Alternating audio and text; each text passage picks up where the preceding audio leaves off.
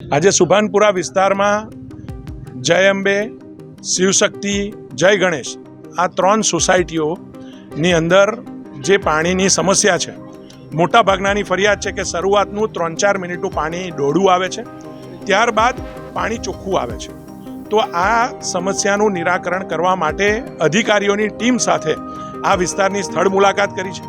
ધ્યાનમાં આવ્યું છે કે આ વિસ્તારની અંદર 450 મકાન છે, પણ એમાં મોટા ભાગના એટલે 80-90% 400 ઉપરાંત મકાનોએ પોતાના મકાનની બહાર 10 ફૂટ સુધી દબાણ કર્યા છે. અને આ દબાણની અંદર ગટર લાઈનો, જૂની પાણીની લાઈનો, એના કનેક્શન્સ એ દબાઈ ગયા છે.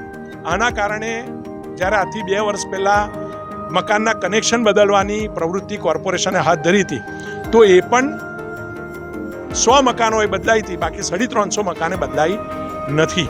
તો ફરી એકવાર અમે પ્રયત્ન કરીને નવી પાણીની લાઈન, નવી ગટરની લાઈન અને આશરે આ 3 સોસાયટી થકી 1 કરોડની નવી ગટરની લાઈન, 1 કરોડની નવી પાણીની લાઈન એ અમે કોર્પોરેશનમાં પ્રપોઝ કરી છે. વિસ્તારના નાગરિકોને સાથે રાખીને, અમારા અધિકારીઓને સાથે રાખીને એમને સમજાવીને કે કનેક્શનો એમને લેવામાં તકલીફ પડશે કારણ કે ઘર નીચે દબાયેલા છે, છતાં પણ એમની જવાબદારી રહેશે. આવી રીતે સમજાવીને અમે નવી પાણીની લાઈન, નવી ગટરની લાઈન અહીંયા પ્રપોઝ કરી છે અને કામ ઝડપથી શરૂ થાય એવા અમારા પ્રયત્ન રહેશે.